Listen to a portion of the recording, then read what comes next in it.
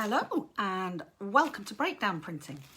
So this is just an introductory video where I am going to go through some examples of breakdown prints and just go through what you need to prepare for your first session and how to do that. So I'm amazed when I've hunted through, even on a fairly perfunctory hunt, I've found a huge pile of examples of breakdown prints. So if you're thinking this is going to be 5 minutes, revise that idea, go get yourself a cup of tea, pause the video, go get a cup of tea and sit down and enjoy, I would think, a good 20 minutes of looking through some really lush cloths and papers here done with breakdown printing. So without more ado, slurp of tea, we'll get stuck into that. So I'm just going to tip you down a little bit so that you can see onto the table. And let's have a look. I mean, this is a fairly classic breakdown cloth for me. This one has been done with stencils, and that's going to be our first session, is going to be using stencils. And I've used, this looks to me, I'm not going to go through each one in great detail, but this one looks to me like I've used fig dye on the screen and released in turquoises, blues and yellows. And you get these really quite distinctive, I think, looks to breakdown cloth. You have this sort of partial imagery, which is really, really very appealing. And this has been washed and is all ready for use. You know, that's a beautiful piece of cotton fabric. I've got absolutely masses here, so let's go through some of these fabric. Let's just pull out a bit of a pile of fabrics. Oh God, it's honestly hard to know. I sort of feel I should probably leave some out, but then I can't bear it. It kind of proves I really like this method. I sort of feel I just tiddle around on the edges of it. You know, I don't feel I'm a dedicated breakdowner like some people are that only use breakdown printing, but actually I've done shitloads. So I obviously do really like it. This, some of these have, the dyes have been very pale. This is something we'll talk about when we're adding dye. It's easy to get your dyes pale because they look so dark when you put them on. You can think, oh no, that's too dark, I'm going to lighten that off.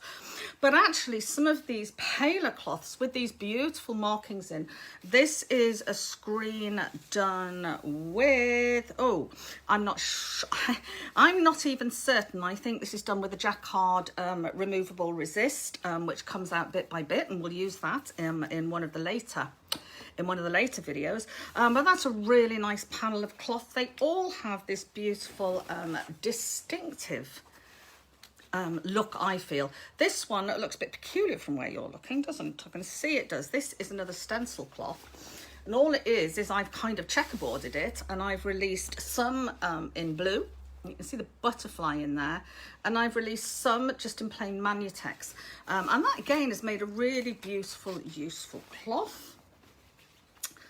These ones, these are in no particular order. It's just really as I found them. These are absolutely spectacular. I'm sure I've shown pictures of these before.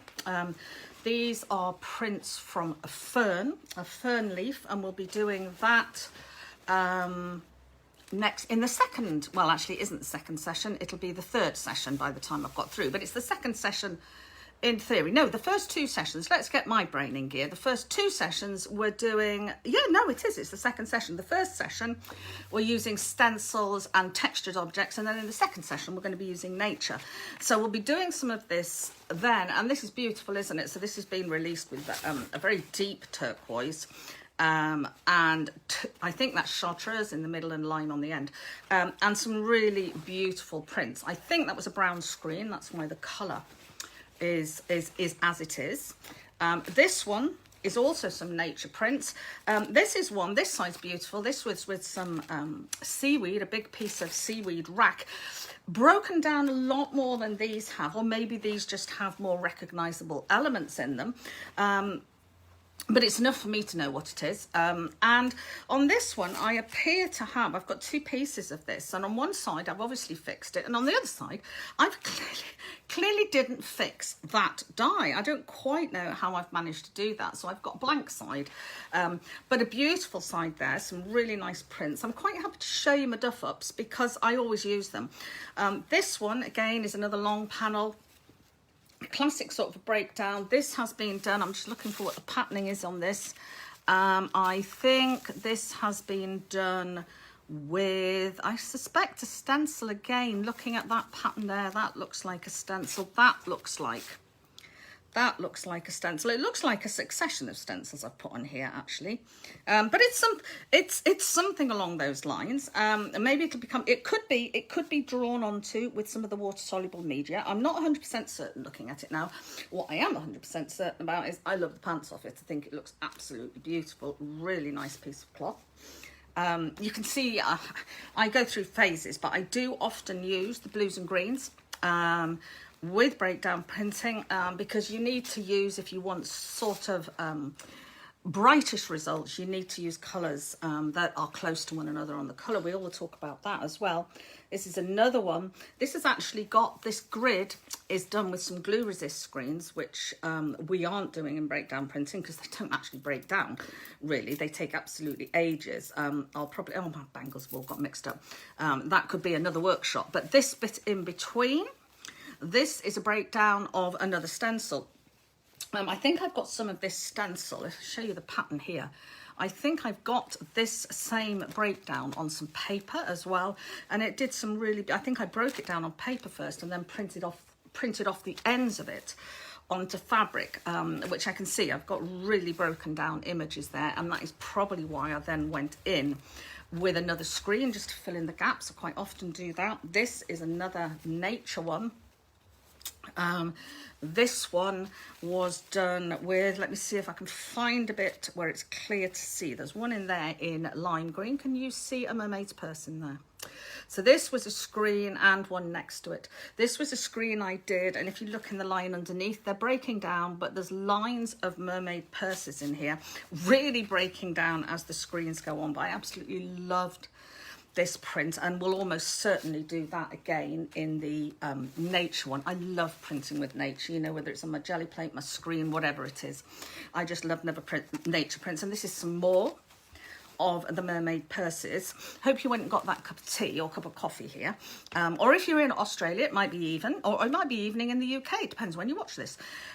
There's again, look, that beautiful mermaid's purse. They make a really, really nice screen, and it gives you a very good excuse to go. There again, there's been a die that I've obviously made up far too. I've put it on, my guess is I've put it on with a lot of Manutex, and probably when I printed it, it looked a really pretty pale blue. And it's just about disappeared, but I don't worry about that because, you know, when you're composing and constructing artwork, you do need some really light colours. And I usually get mine from Duff Ups, so that's quite handy because I don't tend to go into pale colours otherwise. More nature. This one is a bit special, actually. This one was done with a piece of, none of them, this one here probably shows it the clearest. It was a piece of marram grass that I picked up on the beach on a visit, my only visit out in lockdown, on a visit to the beach with my friends Alison and Jill. Jill, of course, has recently passed. So this, you know, is something that is now very precious to me because it's got that memory associated to it. One of the reasons I like to print with natural objects that I've found, you know, leaves, grasses from specific places, they bring back memories. And that's made some really beautiful, I'm loving some of this bubbling up behind, and you'll see how we get that on the screen. This is a very old one. This is a really old one. And it's obviously, my guess is this is so long ago. It wouldn't surprise me that I didn't actually know what I was doing with the dye very much at the time. That wouldn't surprise me in the least. And it looks to me that I've tried to over dye, but this has been done with a block, with some ammonites on, and it's still a nice piece of cloth. And this end has been done with a stencil with some music notes on. So all still very usable. Let's get onto this top pile here, because I say there's some of the papers in here. Ah, yeah, this is one. Look at these two beauts. And these were two beautiful breakdowns of a hosta leaf. that I did, just changing the colour each time. That's probably going to have been done first, yellow second. And then I got two that I think I tried to do in darker colours, and the leaf had broken down a bit too much. Still really nice though. So what I do with things like this is I've started to work back into that one to bring them back up. When I get a bit of a duffer print like this, you'll see some more of these. I mean, that one really, I think all that needs, because it's actually very pretty, is just some very pale blue. Bringing up in the lines. I might even do it with stitch. I often find breakdown prints come in multiples, and they suggest working in a series to me, you know, 1, 2, 3, 4 pieces that all go together. These are breakdowns of, I believe this was Inktense. I think this was using Inktense on the screen, which we'll look at. And you can see the sort of orders really. That looks to me like it's been, well, certainly that's my clearest print. Whether it was the first, I don't know. Sometimes you get quite a sort of faded one, then a clear one. But I've got 5 on here, which is nice, ranging in the amount of detail they've got on them. They're a bit stained glassy actually, aren't they? These need some dye putting on around the edges just to finish the cloth and to give me more to play with. But I really, you know, I look through this slot and all I want to do is go and make artwork. This is the same design, I think, by the looks of it. It looks like this screen held up well, and I've started releasing it with colour. So I think on here, these have all been done with just clear Manutex through a screen constructed with Inktense. These I've started releasing, looks to me like Robin Eggs Blue here, and then I've actually gone in with some paint as well, which we'll look at using, and got some really nice broken down effects on here. So actually I've got 10 of that image. That's a lovely big series, isn't it? It's a really nice big series. Oh, and some more hosta leaves. These ones, actually, I'm not convinced that's breakdown. Looking at those now, they aren't. I'm just looking at the prints. They're on a screen, but this is actually using the leaf on the screen as a resist. So that's a bit different, but still gorgeous on. And you can see some lovely working back in. That's one for a different. Workshop. These are some on paper. I think these are the ones that I posted up as the advert. These were done on a screen and they were drawn with water-soluble pastels. I'm not sure which ones. I think they were the German brand, which I'll have shown you. If you haven't watched it, watch the YouTube video. I'll pop it into your group so that you can see what products I'm using, and each session I'll go through at the beginning what we're going to be using. So that's drawn onto the screen. I suspect that could be the release. That might be the first release. I'm not sure. And then I've released it here with yellow. Beautiful. And then I've been releasing it with reds and oranges. Here, the screen's breaking down, but still absolutely gorgeous, isn't it? And I've used what's left on the screen at the end to print around the edges on these, which makes a huge difference, doesn't it? Because these are actually better prints, but this piece of paper looks a far more exciting material. And all of these can be stitched and will be. This is all on layout paper, which stitches beautifully. And these two, you know, I've obviously, I don't know why it keeps doing this. Sorry about that. There was a bit of a disconnection there, but I'm back. I'm back. You can keep tweaking the colour as you're printing, which makes for some really exciting pieces. I mean, all of these could be the first printout actually. Just checking it with Manutex, plain Manutex, or plain screen medium probably, to see what it did. And then all these ones. And so I've got 1, 2, 3, 4, 5, 6, 7, 8, 9, 10, 11, 12, and a couple on deli. 13, that's only a half one. Oh, and that's so maybe 13, there's a great number. 13 canvases to make there, which will look fantastic. And what I do with stuff like that, it's all on the same print, is sorry, I think it just did it again. I think it's just momentarily, and I don't quite know why it's doing it. I think it's Facebook, not our Wi-Fi. Maybe this is a busy time of day, I don't know. These are done This again is when we come into the water-soluble media. These are done with water-soluble charcoal. Very different look, isn't it? Very graphic look. And this is beautifully abstracted, and the texture on here is magnificent. I think I've released this with Robin Eggs Blue. I think that's Robin Eggs Blue coming through in the back. But I absolutely... I love some of these. I really, really love some of these prints. I mean, it's just an abstract pattern that I've used. Again, you can see the difference when I just make the time. You know, those are two prints from the same screen. I can see they are. When I make the effort to just finish off the print around the edges, you get this much more exciting looking material. So I just run out of time on things eventually. I think these were done with one of the lip groups. But they're really beautiful, and I've got loads of them, and this would make either a lovely big hanging or again a series of abstracts. Look at that one. That looks like a whole load of extras from it, but how beautiful is that? That is just glorious, isn't it? I mean, that is just, how else could you get something like that? You couldn't. You couldn't. And some more.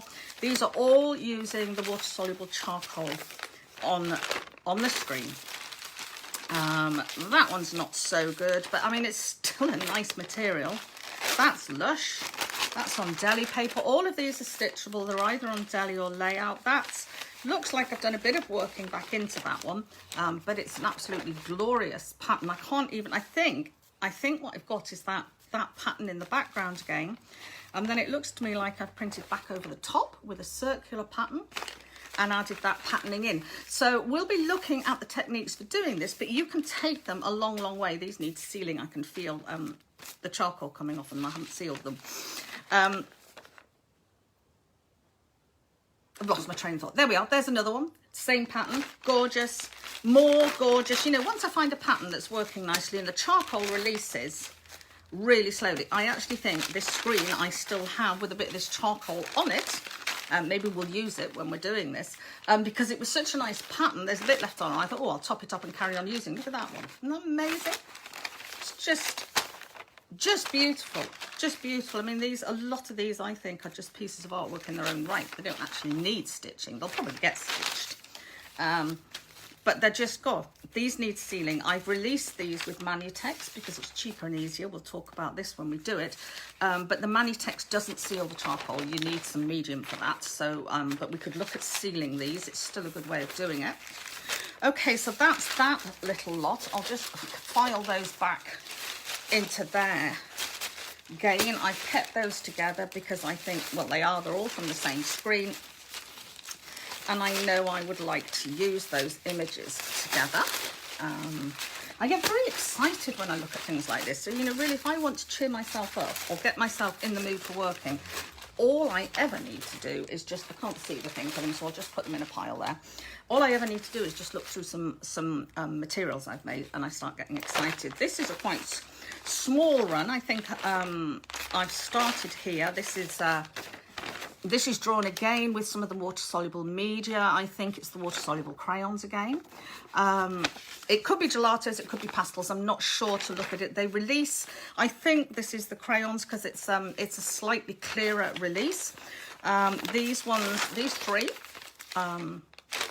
are three successions of the release, and then these ones I've actually added more dye to, and in that one's case I think I've had to add crayon because I think it looks to me like I probably killed the print. You've got to be very careful when you're adding dye to dyed prints, so I think that's why I've gone back into that one. But you know, most problems you can sort out. That's part of the same one. I had that on fabric. I said it was the marram grass that Jill and Alison and I picked up on the beach last year. So I've got a couple on paper of that, which will be nice to use. These, I think, are paper versions of those beautiful fern prints. You know, I used that screen a few times. And how glorious is that? That just makes your heart beat, doesn't it? It makes my heart beat. And then in here, I think there's more of them. Some of these are broken down a bit more. I can see, I don't know if you can, the fern starts up at the top here and runs down here. These need a bit of working back into, just so that I can see the fern on some of them. Oh, I can see it perfectly on there. It's it's in a lot of pattern, but it's in there, beautiful. These are all on deli. These will be great fun to use. That one, it's here. As you look, you can see it. It'll need bringing up. Those two I'll probably do with stitch. The first one needs a bit of colour on it for me to find. This one was very, very broken down, and I started adding colour in crayon. That looks like crayon to me. I think that's Neocolour 1. So that I can bring the fern up and work with it. That's another one where I've started doing a similar thing. This is with pencil, which gives a much gentler, perhaps more realistic look. And there's that one. And then I've got all the blot-offs from these as well. These were all the blottings. You'll see we get blot-offs when we're screen printing. I keep all of these because these will be wonderful for making collages or working into materials. You know, some of these blot-offs are magnificent. They're absolutely beautiful. So you generate an awful lot of material when you start screen printing, when you start breakdown printing. A good screen can give you a lot of prints. A good screen being one that lasts a nice long time before it releases all its colour. These are just a few little examples of some terrible drawing, really, but it doesn't matter. These are 3. They're meant to be pairs, but actually I think they look more like figs. Drawn with, I suspect that's gelato by the look of it, because it's quite soft, onto a screen and released in various colours. That's a blot off, I think. I think that's a print. Those are blots. Those are blot offs, which I can use as a collage. These are prints. I'm not keen on the colours, but actually, I don't know, they're not bad. I think this green I could tone down a little bit, but that's easily enough done. These, I'm loving these yellowy prints. I think they're very interesting, and I'm loving the orange and bluey prints as well. So those made some really, if you're interested in, I do have a bit of a thing about pears. I think they're a very feminine fruit because they're curvy, etc., etc. So I quite often use them as imagery. So that's another set of stuff. It's exciting, isn't it? It's exciting. This one, I said to you one of the screens earlier, I thought I'd print it out twice. No, this is a slightly different one. Actually, this is a rubbing. I think this is using one of the wooden blocks, making rubbings on the screen, which we'll be doing. And that's a beautiful print, isn't it? That is going to make a lovely piece to stitch into. And I can't remember how many I got of that. That's obviously just a blot off. Looks like I got quite a few, actually. These look like blot-offs. I'm wondering where the material is that I got all these blot-offs, these beautiful yellow blots on. Because I think it's coming. I think it's coming. I've got a big pile of stunning blots. Blimey, somebody's just gone Shazam. I want to play with those. Oh, that one, it looks like I killed it a bit with a very dark over dye. But I can pull that back. More blots. I think this must be the originals, and these are these are the ones that I've blotted from. Are they beautiful? They're beautiful. I mean, they're just gorgeous. Such an exciting thing to do. Really, I should have put lots more examples up. We've got a lovely group here, but my guess is loads of people would love to do this. I just haven't shown properly, because I don't have time, what the possibilities are, because there's so much more than just putting, some dripping thickened dye on your screen and printing it. Look at that beautiful thing. That is just, I'm going to have to photograph these. They're just beautiful. I can't wait to make that into a piece of artwork. It's just screaming for it. So those, I'm going to put that on the top so I remember it.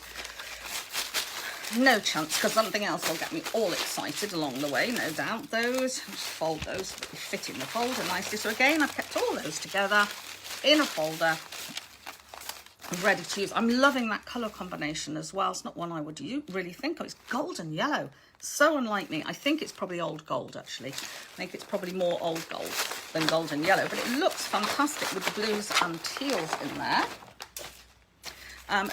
There is cloth of this as well, so let's just hang on to those, because somewhere we're going to find a piece of cloth for that and for that. Handily enough, look, there's the cloth. So this is done with a painted on Breakdwon Resist, which we'll look at. And as you can see, it didn't really come off very much. It kind of stayed on the screen. So I took those. These look like blottings, and then I printed it on paper, and shazam, it's come off. And that sometimes happens simply because paper has more of a surface. Fabric's very absorbent, so it takes a lot of the moisture out of both the dye and the Manutex you're using, and that can sometimes mean the screen doesn't get wetted out very much, and it breaks down slowly. When you put it onto paper, paper doesn't absorb the water, and you will often find that a screen that stayed quite unbroken down on fabric, like this one, suddenly breaks down on paper. So, but I'm really liking those. You know, I would keep those, really want keeping together to work with. This, I said there is some fabric coming for that. We might have had the bit of fabric for that, I'm not sure. These are interesting ones. These are, I don't know if I've got one that's is the original. These are prints using that. I can see I've added a rubbing into that, but this is using the Jacquard Resist, which breaks down. Well, I've forgotten what it's called, but I'll show you when we're using it. I'm putting patterns on with that, and then over dyeing and then stitching back into. And you can see on one like this, this is one of the last breakdowns. You can barely see what it is anymore. In fact, I've put a bit of crayon around just so that I can see there is a pot in there to stitch. This one was the same, and I've started stitching into this. And you can see I can just bring up all that patterning and glorious sort of just patterning and spotting that the breakdown makes. That actually, I mean, I love this to pieces. This was a breakdown that just basically, I don't know what happened to this. This looks like I've just washed the whole breakdown out, but I have got a really exciting piece of cloth out of that, haven't I? That shouldn't probably be in the pile. It'll be in here because it was a breakdown. It's a breakdown print gone AWOL, I would say. Oh, this is pretty. Is that same screen? No, it's a different one, but similar colours, isn't it? And that beautiful. I think this is a stencil one again, old gold and blue, really pretty. So stencils are the thing we'll be doing first up. That, absolutely no idea what that was. I think that could be spots, could have been a spotty on the screen. I don't know, and I've done some really wild dye on that one, but still like it. This one is a much clearer one to see. I think that could be the same screen as on there, different colours. This is a stencil, and this looks to me like I've made marks with my possibly with my sponge roller. Don't quite know how I've done that. I might have just gone boom boom boom in the gap. That would be very classic me, but it's worked well. I like the marks from that sponge roller. You know, I don't think I've done that. We'll be doing that. We'll be doing that. And again, more of this same thing. And I think this is this, well, I don't know, that's definitely a sponge. What does that say up there? Easy. It's easy. This is really old stuff. I think this is from the Bramble Patch, teaching at the Bramble Patch. This looks like, again, I've used the sponge roller. This is a stencil one. I've only got a couple of bits of this because I think I've used it in something. And this stencil, again, it's broken down very slowly. I got just a lot of really pretty negative prints, but you can see that giveaway dye leaking into the images. That's kind of what tells me it was definitely a breakdown. This one, I think, it's the same pattern as we saw earlier. These were a couple that I didn't like. You know, I said I think this was done with Inktense. And these are two that I've worked back into. They were probably two where either I didn't like the colour I'd used or the print hadn't come out very well. And I've tried to keep the elements of the breakdown that I like, but just tweak around with those. Really like those. This is one that needs similar doing. This was an Echinacea. Drawn, I think this is gelatos. These look like gelatos to me. And I've done a long panel of them. And they're very, very pretty, but I've lost quite a lot of colour in those as I've done them. I don't know why. No idea why.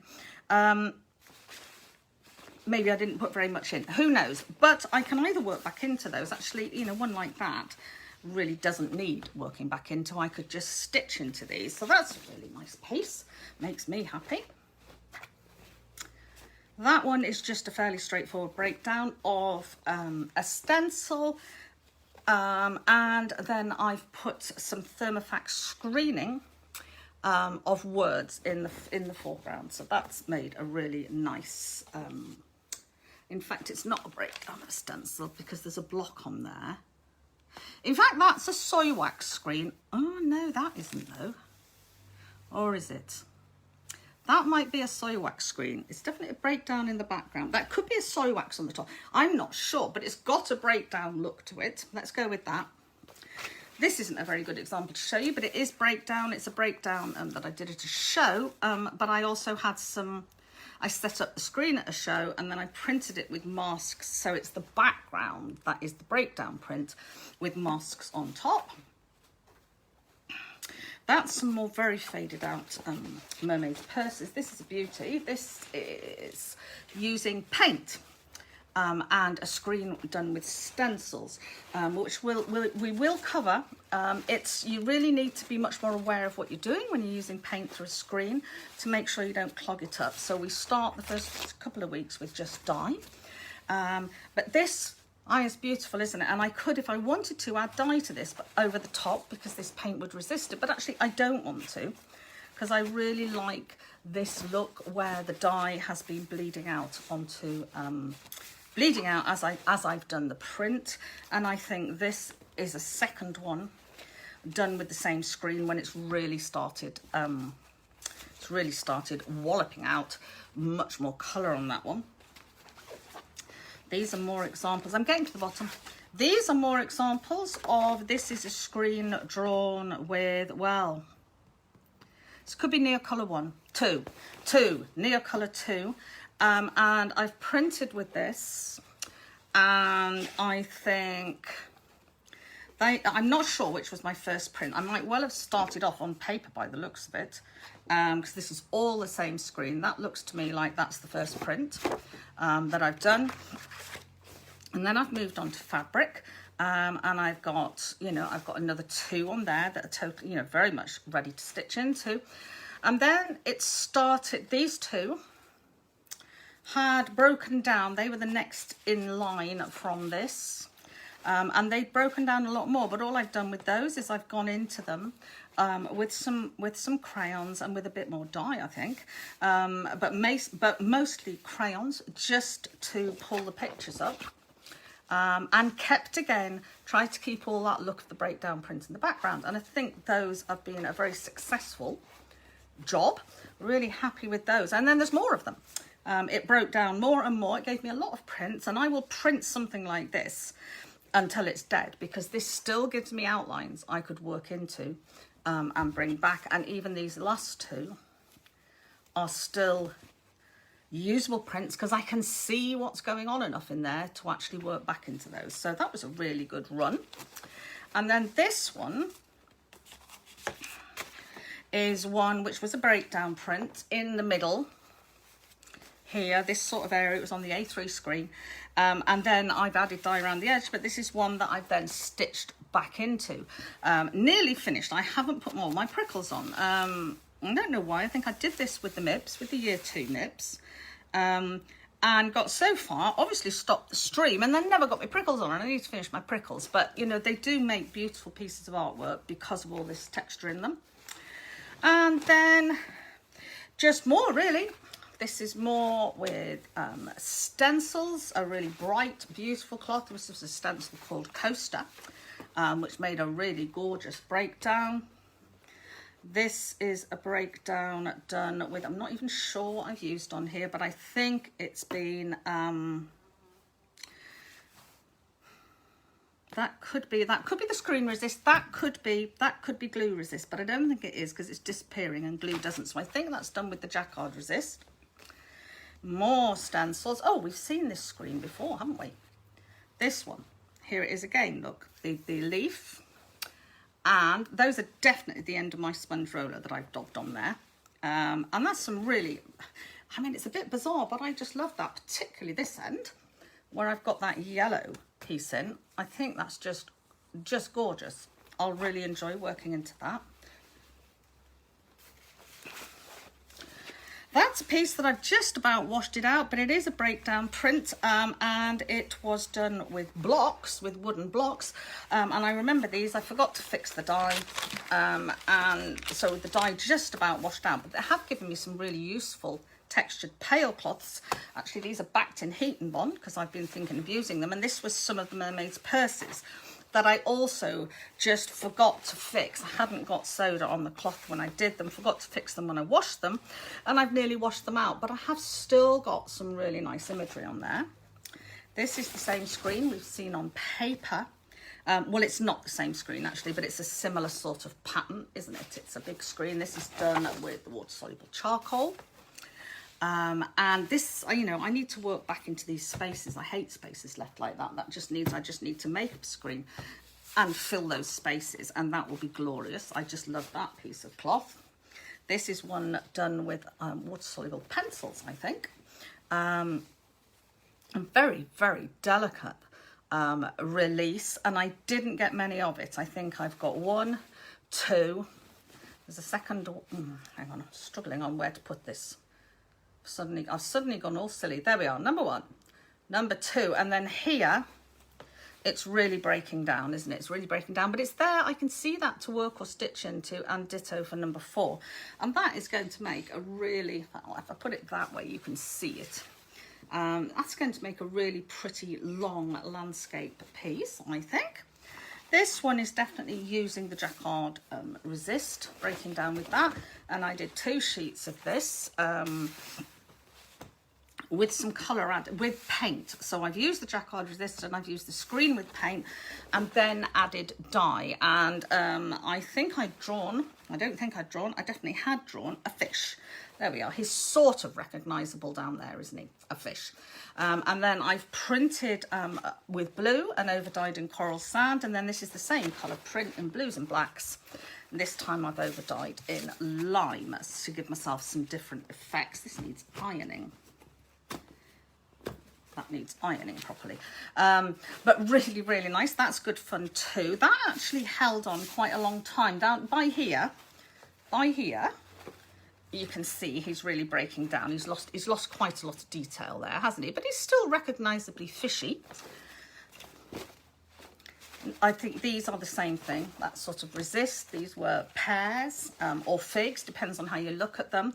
Drawn on, printed, and I've used the rest of the breakdown. I think I have some of these on paper as well to fill in the edges. This is the one, I seem to only have a little bit of this. I must have used this on something, but I don't know what. But this was, I think this was anemone leaves on the screen here, and that was a beautiful print on fabric, really gorgeous. I just love that to pieces. And then I've done some. Ooh, what have you been dribbled in? Dipped that in something, and some on paper as well. So I can stitch those together. So I've got a nice run there. This is totally bonkers, but I actually quite like the piece of cloth. It's completely mad. This was done with either gelatos or it's either gelatos or the water-soluble pastels. And I was drawing from an image I was looking at in a book, and luckily it doesn't look anything like the image in the book. And it's a very peculiar looking piece, but I just rather like that piece of fabric. I just think that's quite unusual. That will get used for sure. Another one, same thing. This was a drawing. It's a different drawing, but this was a drawing done in, I think this might be Neo 2. Which I can't remember. I only ever remember when I use them. One of them releases really fast, one releases very slow, and this was obviously a slow releaser. And I've just got some really interesting patterns. I've drawn some very stylized trees. You can just about see that on there. And then release that. Nearly there, nearly there. They're fabulous though, aren't they? I'm just stunned. There's another piece of seaweed. I can tell what that is. That's another piece of seaweed. And then these, I don't know how I've done this, is drawn onto the screen. I've obviously drawn onto the screen with gelatos, pastels. I don't think this is charcoal. I think this is, looking at the colours, this is either gelatos or water-soluble pastels, and I've drawn a kind of a pattern with these rounded off squares, very mid-century, which is something that's been on my mind. So that must be a bit more recent. This one is, I don't even know which way up this goes. I think this way. This is releasing a stencil, and for some reason, it's very peculiar how I've done this. I could do with printing back into this. It's one of the birch, it's actually my own tree stencil. I know it looks like the birch trees. This isn't, if you look at it, it isn't actually the birch tree stencils. This is one I made. It's much simpler. And many years ago, and I don't quite know why I've printed it like that and left such gaps. Probably inexperience, really. Now I would think, well, just get in and put something in these, and you've got a lovely piece of fabric. More mermaids purses. This one was done with a screen with blocks using I think I've put an image of this up, using the ammonite blocks, and that's made a really lovely vivid piece of fabric to use there. And then this one is again using that screen, and I was obviously a bit more with it the day I did this one because I have actually repeated it and used it over and over. And this one is the birch trees, so this is later, because the one there is my own tree stencil. This is later when I got the birch tree stencil, and I must have remembered that and gone in with that idea. And I think that's a really beautiful piece of cloth, really gorgeous. So hopefully that's inspired you that we're going to be doing some really interesting things, because we certainly are. Let me just pop that lot onto the floor so I don't get them into too much of a mess. So what I'd like to just do now is just spend a few minutes just going through with you what you're going to need for the first session. You're going to need a few stencils, which we're going to apply to the screen like this, okay? This is just a stencil that I've made, and I've just applied to the screen. I'll show you how to do that. And then you're going to need some textured stuff. This is one of the screens that I've made using, it was the underlay for tiles, which has made a really interesting pattern on here. But you'll see how to do them, but collect yourself a couple of stencils for the first, at least for the first session. You want trays. You'll want this most times to get rid of any dirty Manutex or medium. It does get polluted when you're breakdown printing because the colour's coming off the screen, and sometimes you don't want to reuse that. So have something to put your dirties in, and you're going to want screens. Mine are over on the sink because I think I've just been washing them. Yep, okay, but I showed you those in the introductory video. So you're going to want some screens, and then you're going to want thickened dye, which is what this is. This is thickened dye. It's in the pot. Mine are very thick. I think this is why I get slow release on my breakdowns. That's actually quite runny for my Manutex, because I usually tend to make a brick. You make that using Manutex. This is some Manutex, a little bit left. Made up, and I'm going to just show you how to make that in a second. But you're going to need that. You're also going to need squeegees. These are my squeegees. These ones are great because they keep my hands out of it. These are tile grouters. They're all tile grouters, I think. I've got chopped up ones which allow me to do little areas of the screen at a time. And what else you're going to need? Paper towel, bit of deli paper for blotting, and you are going to need barrier cream to keep yourself clean, and or gloves to keep yourself clean. I need both because I get it all over me. And that's about it really for session one. So let me show, and you're going to need pre-soaked fabric, which is what this is behind me. I can tell it's pre-soaked because it's wrinkly. You simply put into a container, you want water. And I'm pretty sure, have I done this on a handout for you? If I haven't, I'll stick one in your group. But you want water, and I use this. This is an old poultry manure bucket from many years ago. And on the top it says soda solution, Hillary's get off, just so that nobody else does anything with it. I won't tip it too much because it's quite full. And I've got my recipe here, which is 9 tablespoons in 1 gallon. And that's a soaking quantity of soda. And in here, it looks slightly grey now. But basically, this is my soda. Classic time for a disconnection. I'll go through that again. Optic white cotton into the solution, leave it for 15-20 minutes, longer if you want, but at least that. Get it out, wring it out, and just line dry it until it's dry, and then just store it and either label it, or if you leave it like this, wrinkly, you'll know what it is.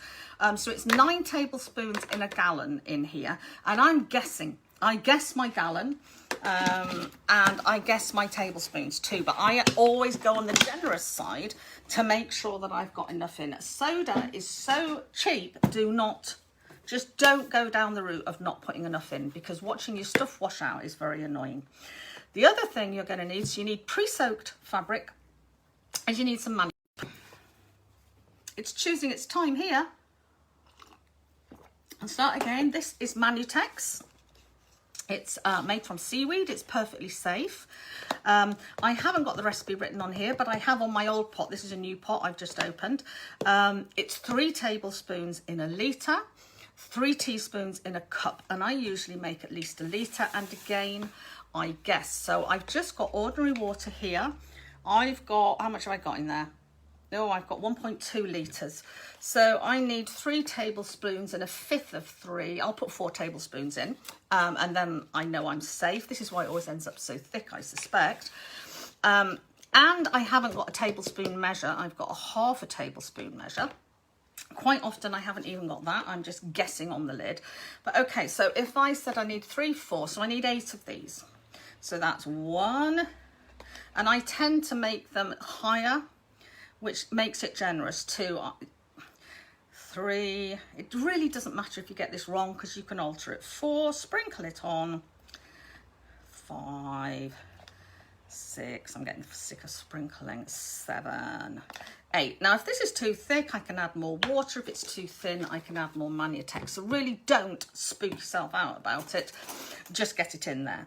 Okay, now, you can mix it with a fork or with a spoon or with a hand mixer. That's fine. So you could get a spoon in and you can mix it up. It'll take you a long time with a spoon to get this. It'll look lumpy and horrible. Let's just show you. It'll look disgusting. And it'll look like this even if you're using a hand whisk, okay? You know, just a normal... I have got a hand whisk somewhere. I've got no idea where it is. But just keep doing that. A fork would be better than a spoon. Give it a whip up and leave it for several hours, preferably overnight, and it will sort itself out. I must admit, I use an electric mixer on this job. Just put that in the other Manutex. Don't be surprised if it looks like this. It will honestly sort itself out. But if you use one of these, this is just a Magimix thingy blender. A blender, you can get these pretty cheaply from most of the supermarkets. I think I got one for £5. This isn't it, actually. This is the kitchen one because I lost my studio one. So I had to use the kitchen one because obviously mixing in the studio was too important to me. And then I bought the cheap one for the kitchen. But it doesn't really matter. So just put this in. Okay. And turn on. And give it a really good mix up with this. It's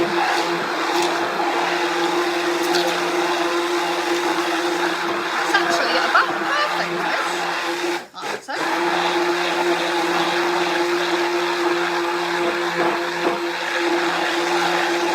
So I've given that a good mix, and I find that by doing it like this, I can use this Manutex almost straight away. I sometimes do use it straight away. Can certainly use it within an hour. So, which is why I like to do it. So then just scrape it off. It's sticky gooey stuff, I'm afraid. Scrape it off. Scrape it into your doodah. And then just wash that off under the tap. Obviously disconnecting from the mains first and making sure you don't get water in the electrical bits. I'm going to put that on my messy mat there. And this now, you can see, has now gone smooth. And I've got a nice gloopy paste. Now it's still a bit granulated at the moment. It's a bit granular, that's because I've only just made it, but I could use this to mix the dye into if I wanted to now. I'll actually leave that one because I have a little bit made up here still, and I just wanted to show you how to mix the dye. Now I'm going to be getting dye powders out now, so I'm not going to mess around. I have got my barrier cream, and I'm also going to use a mask. I just think stay safe, stay safe. Dye powder, you know, can be carcinogenic, so you know, let's not mess around. It probably isn't in the quantities we use, and as hobbyists, but don't mess around. I had a letter the other day through the shop from a guy who worked in a dye factory. He worked in a leather factory handling dyes, powder dyes all day, asking if our hand cleaner would clean his hands of dye because he couldn't get red urine anymore. And I said, yes, absolutely it will, because it basically is red urine. We just get huge amounts and repackage. And I also said to him, I do hope you wear a mask and gloves. And I thought afterwards, he probably thinks it's his mother talking to him. But it's so important just to stay safe. It's a small enough thing, and I think now after COVID, you know, crikey, we've kind of got used to wearing masks, haven't we? So it's no big deal. Of course, I can't see mine, so I'm putting on my gloves just to keep my hands clean. It's very difficult to get my gloves on because I've got sticky hands, and I'm just wondering, where did I put my mask? I just got one out. It's probably on the floor with fabrics. Is it on the floor with fabrics? No. Oh, hello. Hilary Beatty, you're hopeless.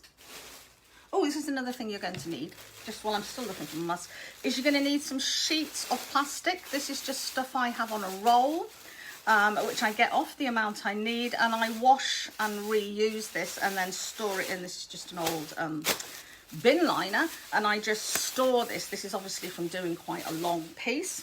I store this. This allows me to wrap the fabric, keep it damp, and stop areas from touching one another, which you'll see when we do it. And then I have Ziploc bags or freezer bags to then put those packages in, just to make sure they stay damp. And the other thing, the only other thing I need here, let's put that there, is I really do need my mask. Okay, I might have to go and get another one. It's bloody annoying, having just got one out. You know, I was going to say to you, you probably need more than one mask if you're like me, because you're just forever losing it. And what have I done? I've just lost it within a nanosecond. Can't believe. Oh, it's on the floor. It's on the floor. Brand new mask. Brand new mask. Okay, so you need a particulate mask. Don't let this scare you, because it's not tricky to achieve this. This is just, you know, there is no point putting on just an ordinary dust mask because it won't stop dye particles.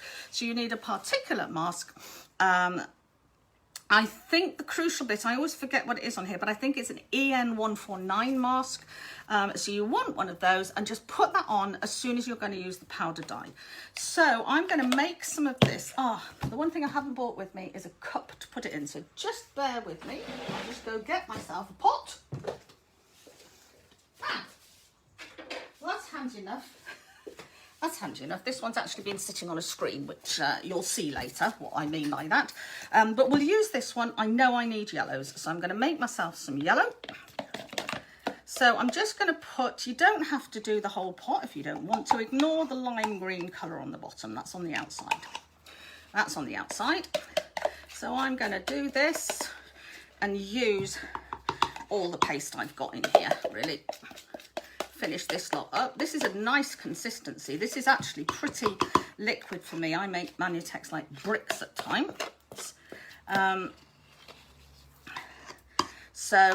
I find that when I've made the Manutex with powders in, within reason, this lasts a pretty good time. I don't often have it going off. If it does go off, it'll just go more liquid. Still usable, it's just a bit harder to screen with, but usable as a dye. And it may get fungus on it. Now, you know, don't squirm, but when that has happened to me occasionally, I must admit, I've just scraped that off and carried on using it. You may not wish to behave like that, which I could understand.